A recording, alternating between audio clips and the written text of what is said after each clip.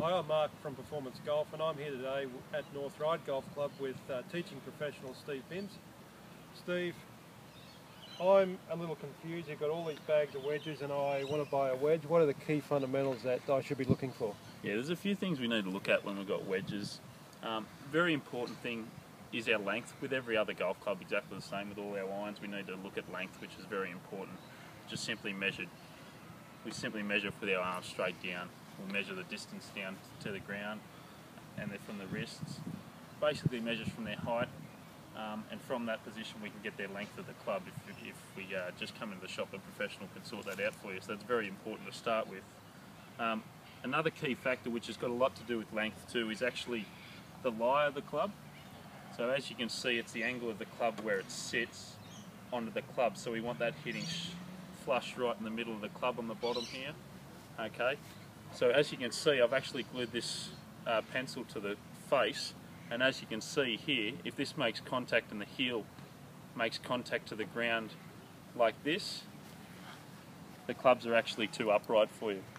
Okay, so what will happen is, and you can actually see where the pencil's pointing, it's pointing way to the left. So this will really affect your ball flight and actually make you make you hit to the left. Okay, and the exact opposite is when a club's too flat for a person, you'll see the toe will make contact with the ground first and the ball will go to the right, the exact opposite. So we need to get that flush right in the middle, as you can see there, like that, so we can actually make contact perfect with the ground and we can get a consistent flight on the ball. Another huge factor with wedges, and it's really important with bunkers, is the actual bounce of the club. And as you can see, different clubs have got different bounce. A sand wedge has probably got the most bounce because of the bunkers. A lot of people use the sand wedge out of the bunker.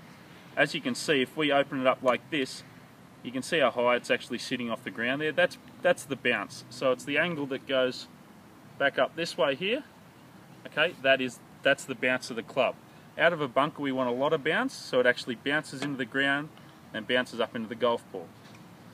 Off the fairway or a really tight lie, this is when we need something with not a lot of bounce. So someone who plays in Sydney on Kikuyu grass, probably looking for a lot more bounce. Okay, on the club. So this is actually the back of the club's actually making more contact with the ground, rather than someone who plays in Melbourne on hard grass. We want them to actually come in so there's not as much bounce on the club, because if you've got too much bounce, it bounces straight in halfway up the ball.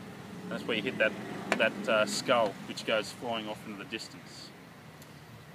Thanks, Steve. That clears up a lot of confusion with all these wedges, and it will help my purchase when buying a wedge. And for you, if you need some help when your next purchase when buying wedges, drop in and see Steve or Marty and the team at Ryde.